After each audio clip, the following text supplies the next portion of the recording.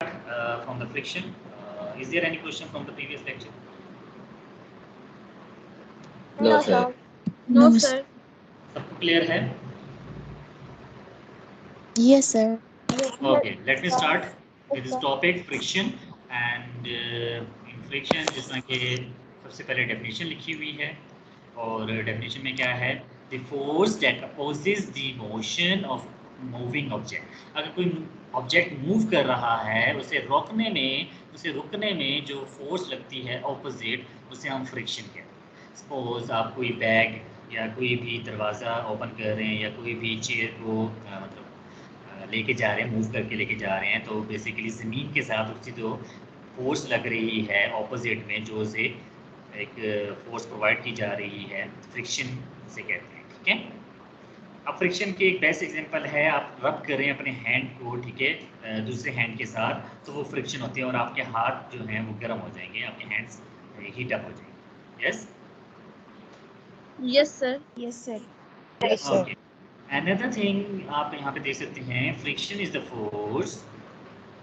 Sir yes sir अक्सर हम सर्दियों में भी ऐसे करते हैं अगर हमें ज़्यादा सर्दी लगे तो।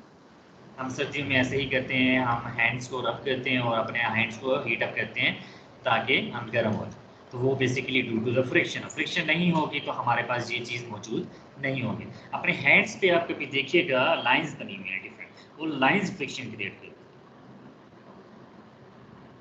ठीक है, तो यहाँ पे आप देखेंगे कि हमारे पास नेक्स्ट इसका पॉइंट लिखा हुआ है, friction is force that comes into action as soon as body is pushed और पुल्ड। जैसे हम किसी बॉडी को पुश करते हैं या पुल करते हैं तब फ्रिक्शन सरफेस के थ्रू प्रोवाइड की जा रही है। अगर सरफेस आपकी जिसमें कारपेट है सरफेस पे तो ज़्यादा फ्रिक्शन महसूस हो रही है, अगर टाइल्स लगी हुई हैं तो कम फ्रिक्शन महसूस हो रही है। कभी नोटिस किया किसी ने?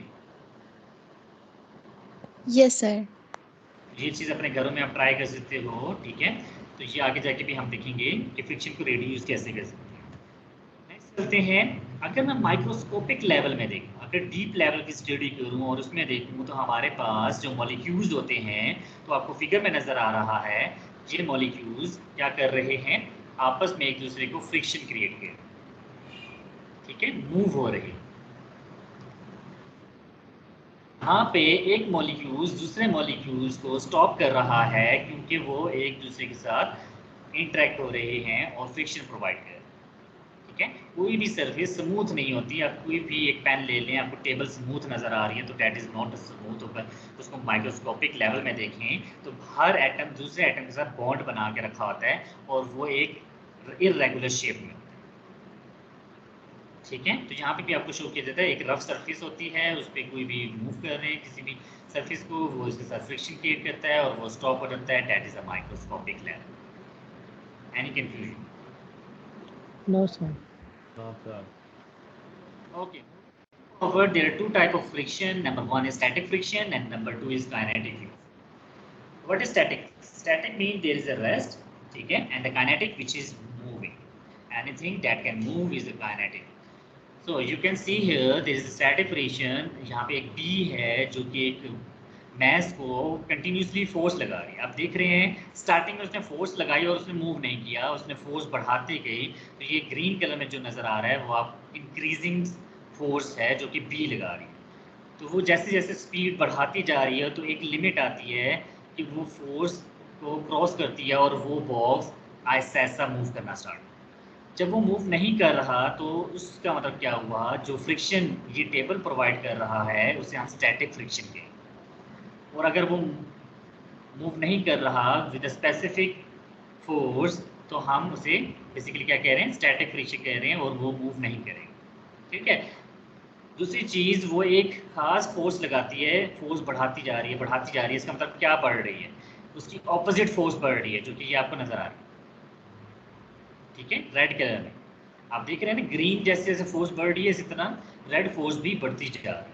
तो एक लिमिट आती है, जो सरफेस की फ्रिक्शन है वो टूट जाती है, मतलब वो इक्वल हो जाती है। जैसे ही वो इक्वल होती है मैं थोड़ी सी और फोर्स लगाता हूँ और वो बॉक्स मूव होना स्टार्ट हो जाता है। ठीक है, वहाँ पे जो फ्रिक्शन मौजूद होती है जो कि मूविंग के लिए रोकती है उसे हम स्टैटिक फ्रिक्शन कहते हैं। यानी कि रिफ्यूजन। No sir. Sir no sir. मुझे क्वेश्चन है। जी जी, क्वेश्चन। अगर हम अगर हम इसी टेबल के ऊपर लिक्विड सोप लगाएंगे तो वो ज्यादा तेज क्यों जाएगा? जी, ये तो रफ है। चीज़ हम आगे जाके देखेंगे, ये आगे जाके हम ठीक है, देखेंगे। ठीक है, ठीक तो ये अभी हम डिस्कस के लिए सिर्फ स्टैटिक फ्रिक्शन को, अब हम चलते हैं इसकी दूसरी टाइप की चलें हम इसकी थोड़ी सी और डेफिनेशन देख लेते हैं। इसके अंदर ही डेफिनेशन मौजूद है जो कि लिमिटिंग फ्रिक्शन की। तो लिमिटिंग फ्रिक्शन क्या होती है? जो कि मैक्सिमम वैल्यू ऑफ फ्रिक्शन, जितनी मैक्सिमम वैल्यू ऑफ फ्रिक्शन हम कहते हैं ना, जिसको बेसिकली हम फोर्स लगा के मूव कराने की कोशिश कर रहे हैं और मैक्सिमम फ्रिक्शन प्रोवाइड कर रहे हैं, वो बेसिकली लिमिटिंग फ्रिक्शन कह रहे हैं। ठीक है, और वो यहाँ पे लिखा हुआ है डिपेंड कर रहा है नॉर्मल फोर्स पे। और एक और हमारे पास डेफिनेशन है जिसको हम कोफिशिएंट ऑफ स्टैटिक फ्रिक्शन कहते हैं। तो coefficient of static friction basically क्या है? That is the ratio between limiting friction and the normal force. ठीक है, रेशियो होती है, that is mu S. Mu S जो है, ये जो सिंबल है, ठीक है, ये रिप्रेजेंट किया जा रहा है, that is the coefficient of friction, static friction, S for static. ठीक है, और F S is the limiting static friction divided by normal force, that is the ratio is called coefficient of static friction. Any confusion? No sir. और यहाँ sir पे एक अगर मैं बार फिर रिपीट कर लीजिए ये वाला। जी ये दूसरा। रिपीट कर रहा हूँ कि हमारे पास the coefficient friction is denoted by mu S, S for static and mu is coefficient. ठीक है, स्टैटिक फ्रिक्शन की कोफिशिएंट को म्यू एस से रिप्रेजेंट करते हैं। We have to divide, we have to ratio normal with the static और limiting friction. ठीक है, स्टैटिक ठीक फ्रिक्शन है। की नॉर्मल के साथ रेशियो ले लेते हैं, उसे हम कोफिशिएंट ऑफ फ्रिक्शन कहते हैं। और यहाँ पे हमारे पास क्या डील किया जा रहा है, मैं क्या एग्जांपल देना चाह रहा था, द एग्जामिनर आर आस्किंग, या मैं कोई क्वेश्चन पूछ लेता हूँ आपसे कि कोफिशिएंट ऑफ फ्रिक्शन की क्या यूनिट हो, इसका यूनिट क्या हो, तो बता सकते हैं? फोर्स का यूनिट सबको पता है? What is the unit of force? Newton. No newton. Sir. Newton. मुझे बता दें कि mu S coefficient of friction का यूनिट क्या हो?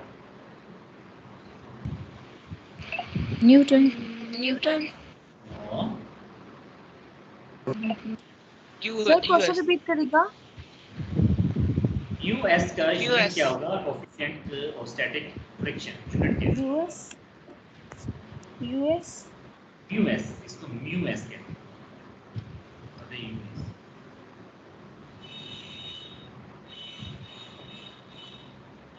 यूएस।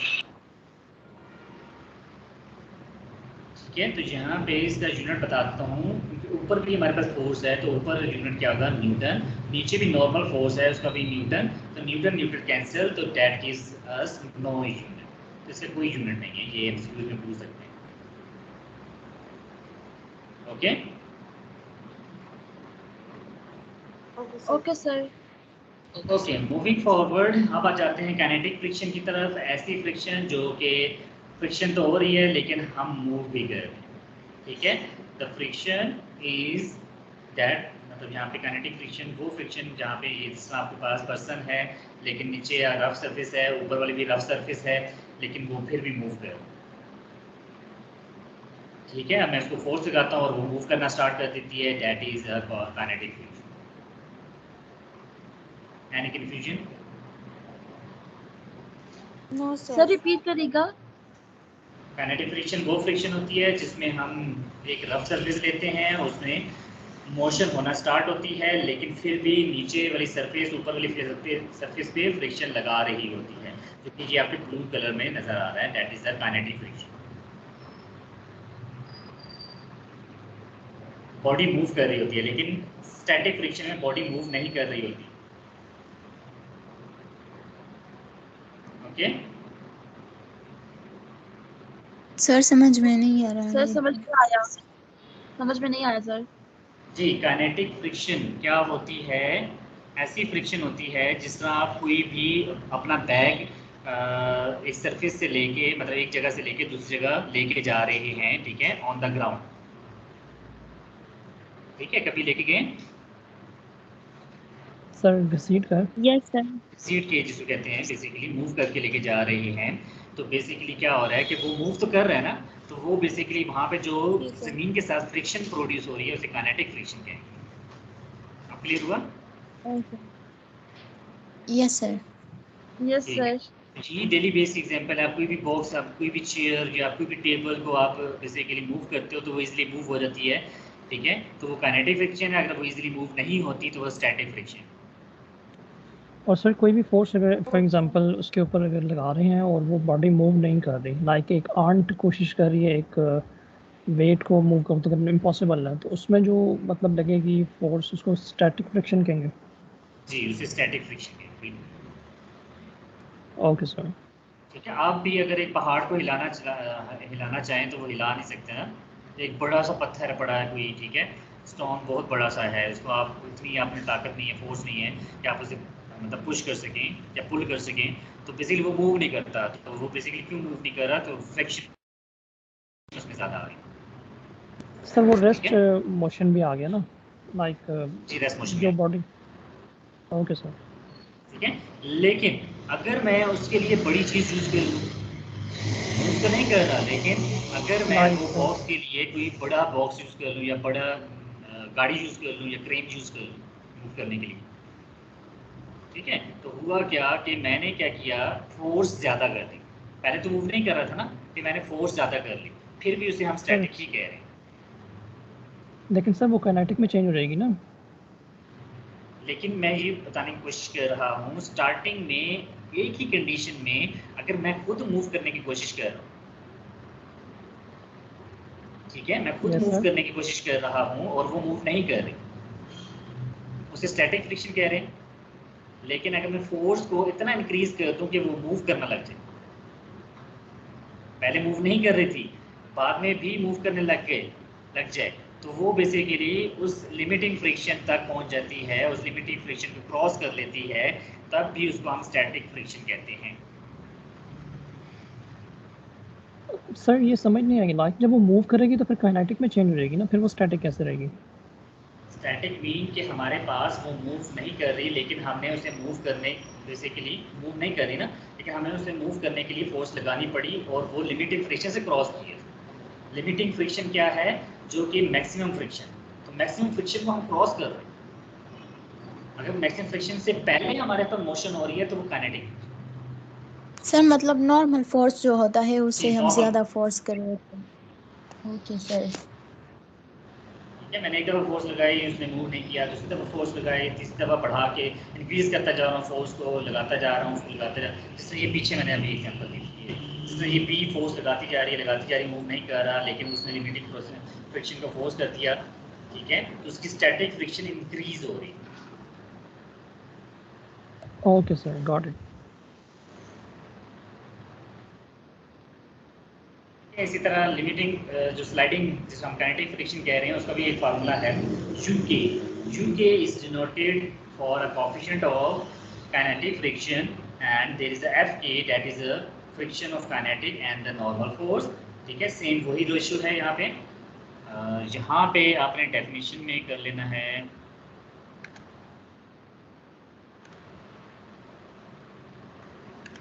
जस्ट अ मिनट, यहाँ पे वही चीज़ है लेकिन यहाँ पे आ जाएगा काइनेटिक,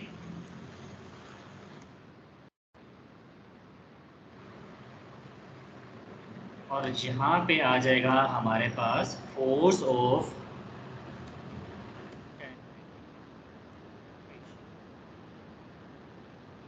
ठीक है, ये वही सेम डेफिनेशन बन जाएगी।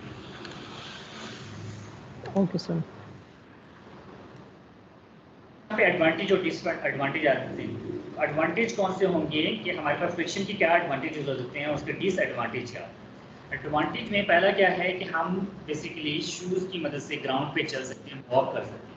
अगर हम फ्रिक्शन नहीं होती तो हम बेसिकली फिसल जाते, जिसको हम कहते हैं स्लाइड हो।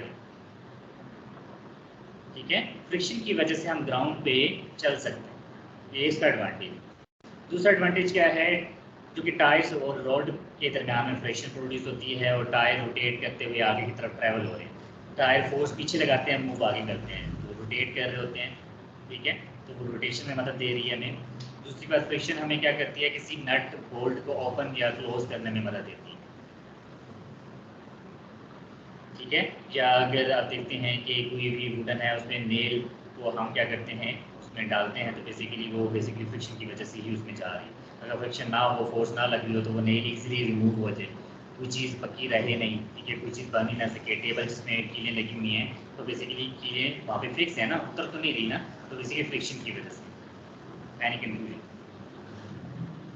No sir. इस तरह इसके डिसएडवांटेज क्या हैं जो कि हमें नुकसान देते हैं, ठीक है। तो फ्रिक्शन की वजह से कुछ डिवाइसेस हीट अप हो जाती हैं। हीट अप की वजह से जिस तरह पंखे अक्सर हीट अप हो जाते हैं और वो ख़राब हो जाते हैं, ठीक है, चल चल के बेसिकली वो क्या होते हैं, हीट अप होते हैं और वो बेसिकली ख़राब हो जाते हैं। उस तरह बहुत बड़ी बड़ी एक्सक्यूज मी सर, एक क्वेश्चन। ख़राब हो जाती है। Yes please. सर ये तो समझ आती है कि लाइक कोई गाड़ी का इंजन चल रहा है तो डेफिनेटली इसमें तो फ्रिक्शन है। हम इवन के मूव कर रहे हैं, हमारी बॉडी पे हीट हो, इसमें भी फ्रिक्शन है। पंखा मूव कर रहा है, उसमें भी फ्रिक्शन है। लेकिन पीसी हमारा जो चल रहा होता है उसमें तो इलेक्ट्रिसिटी है, तो उसके अंदर कैसी, मतलब उसमें भी हीट प्रोड्यूस होती है, तो उसमें भी कोई एनी काइंड ऑफ फ्रिक्शन होती है? नहीं, वो बेसिकली हमारे पास इलेक्ट्रिक हीट होती है। Okay sir. हाँ जी, वो इलेक्ट्रिक डिवाइसेस की हीट होती है। वो एक इंस्ट्रूमेंट को फिर अलग से कॉन्सेप्ट आ जाता है उसमें, ठीक है। उसका कॉन्सेप्ट बेसिकली इलेक्ट्रिसिटी के साथ मौजूद है। और वो अगर डिटेल में पढ़ना है तो फिर 10th चैप्टर है, ठीक है, सॉरी 10th क्लास है और सेकंड ईयर, उसमें आपके पास इलेक्ट्रिसिटी के बारे में डिटेल है। वहाँ पे फिर हीट कैसे प्रोड्यूस होती है वो वहाँ पे डिटेल बताया जाता है। उसके लिए फिर हम रिमूविंग के लिए फ़ैन यूज़ करते हैं ताकि वो हीट कम हो, ओके सर। ठीक है। लेकिन सर आई नेक्स्ट। थिंक कोई भी object, I am sorry, I think कोई भी ऑब्जेक्ट ऐसा नहीं है जहाँ पे फ्रिक्शन हो वहाँ पे हीट ना हो। जी, ओके। ठीक है। फ्रिक्शन की वजह से हीट तो प्रोड्यूस होती है। पुराने ज़माने में वो फ्रिक्शन की वजह से ही वो जो मैच बॉक्स का काम कर रहे होते थे, फायर लगा रहे होते थे, वो फ्रिक्शन की वजह से। तो पत्थर को आपस में टकरा के फ्रिक्शन प्रोड्यूस होते थे और फायर लगती, यस सर। ठीक है। अच्छा, डिसएडवांटेज एक और क्या है, energy is wasted to overcome friction in machinery. Energy waste हो रही होती है मशीन्स में, ठीक है। मोटर्स चल रही है तो मोटर, अक्सर आप पानी वाली मोटर घरों में यूज़ कर रहे हैं, तो वहाँ पे भी आप देख सकते हैं कि मोटर चल चल के गर्म हो जाती है, ठीक है। तो वो बेसिकली कुछ ऐसी डिवाइसेस होती हैं जो कि रुक जाती हैं, चलना बंद हो जाती है, वो भी फ्रिक्शन की वजह से ही हो रही है, ठीक है। नेक्स्ट हमारे पास क्या आता है, produces wear and tear. What does it mean, तू बता सकता है? No sir. Anyone? No sir. तो बेसिकली हम कोई चीज़ भी, जिस अगर आप देखते हैं, जस्ट क्वेश्चन। ये सर मेरा क्वेश्चन है जी जी। सर। जब मोटर जो होती है पानी वाली, वो गर्म किस चीज से होती है? बेसिकली उसके अंदर आप देखेंगे फैन लगा होता है, छोटा सा पंखा लगा होता है, यस सर। ठीक है। और बेसिक जब वो मोटर घूम रही होती है ना, तो उसके अंदर मैग्नेट्स भी लगे होते हैं। वो बेसिकली मैग्नेट की वजह से वो फ्रिक्शन प्रोड्यूस कर रहा होता है। मैग्नेट और कॉइल होती है, वही मैंने बताया ना कि ये इलेक्ट्रिकल कॉन्सेप्ट है, क्योंकि आपने ये डिटेल में चीज़ें नहीं पढ़ी हुई। तो मोटर को अगर ओपन करोगे ना, उसमें अंदर एक कॉइल होती है, उसके आगे पीछे एक मैग्नेट्स लगे होते हैं, तो उन दोनों के दरमियान फ्रिक्शन प्रोड्यूस होती है, वो मोटर घूम घूम के गर्म होना स्टार्ट होता और सर इससे लेकिन वाटर भी सर गर्म हो जैसे जाता है। ये सर हमारे है। जी, एक्सक्यूज मी सर। एक क्वेश्चन कंप्लीट होने दें। सर वियर और टियर का मीनिंग ये है कि चीज टूट जाना, जी, ऐसा भी कह जो सकते हैं वियर। इसको, यस सर। ऐसा भी कह सकते हैं। Okay. Sir wear and tear friction की वजह से चीज़ यूज़ होती है, तो वो डेफिनेटली अपनी शेप से वो चेंज होती रहती है। लाइक सम कुछ अर्से बाद जैसे गाड़ियों का इंजन, उनके पिस्टन्स में कुछ गैप आ जाता है, हम उसको फिर रिपेयर बिल्कुल, करते हैं, लाइक इस बेस्ट तरह का एग्जांपल ये बताइए आप। सिनेरियो ना। अच्छा सर, एक और चीज़, मोटर में सर जो हीट प्रोड्यूस हो रही है वो फ्रिक्शन की वजह से भी हो रही है और इलेक्ट्रिसिटी भी है ना, उसमें दोनों है। जी बिल्कुल, इलेक्ट्रिसिटी की वजह से भी हो रही है। वही मैंने बताया कि इसमें जो कॉइल होती है ना, वो बेसिकली करंट बार बार प्रोड्यूस हो रहा है, वो इंटरेक्ट कर रहा है मैग्नेटिक, जो कि मैग्नेट्स हैं उनके साथ इंटरेक्ट करता है, तो उनके दरमियान भी एक अनदर फैक्टर आता है जिसको हम इंडक्शन कहते हैं, ठीक है। वो मैंने बताया ना 10th क्लास में आप पढ़ोगे, इंडक्शन कहते हैं। इंडक्शन ऐसा प्रोसेस होता है जिसमें बैक करंट फ्लो करता है। वो बैक करंट बेसिकली इस फ्रिक्शन को इस हीटर को मतलब प्रोड्यूस करता है। Okay sir. एक करंट तो हम दे रहे हैं ना, तो एक बैक करंट फ्लो करता है उस मोटर में। तो वो बैक करंट क्यों फ्लो करता है वो फिर आगे जाके हम डिटेल में पढ़ेंगे। सर उसी की वजह से तो मूवमेंट होती है ना। जी बिल्कुल। Okay sir, thank you. इसे हम एज अ लोड लेते हैं, यस सर। इनिशियल लोड, ठीक है। वो फिर मेन बाकी इसमें हम डिटेल में चले जाएंगे, काफ़ी फर्दर डिटेल में चले जाएंगे। काफ़ी अच्छे क्वेश्चंस हैं, लेकिन ये है कि वो 10th में आगे आएंगे तो हम उसमें ज़्यादा डिटेल में डिस्कस करेंगे, ठीक है। वीयर और टीयर में हम जिस तरह भी इन्होंने एग्जाम्पल दी पिस्टन वगैरह की या कोई चीज़ें जिस तरह वो ब्रेक्स लगाते हैं, ठीक है। ब्रेक पहले पुराने अभी भी साइकिलें जो यूज़ करते हो, साइकिल यूज़ कर रहे हो आप लोग, उसमें ब्रेक्स होती हैं, तो वो ब्रेक्स भी टूट जाती हैं। तो वो बेसिकली किस वजह से टूटती हैं? अगर एकदम से ब्रेक लगा तो वो बेसिकली ब्रेकअप हो जाता है। क्यों? तो वो टायर और ब्रेक के दरमियान में फ्रिक्शन प्रोड्यूस होती है, और फ्रिक्शन अगर ज़्यादा हो जाए तो वो टूट जाता है।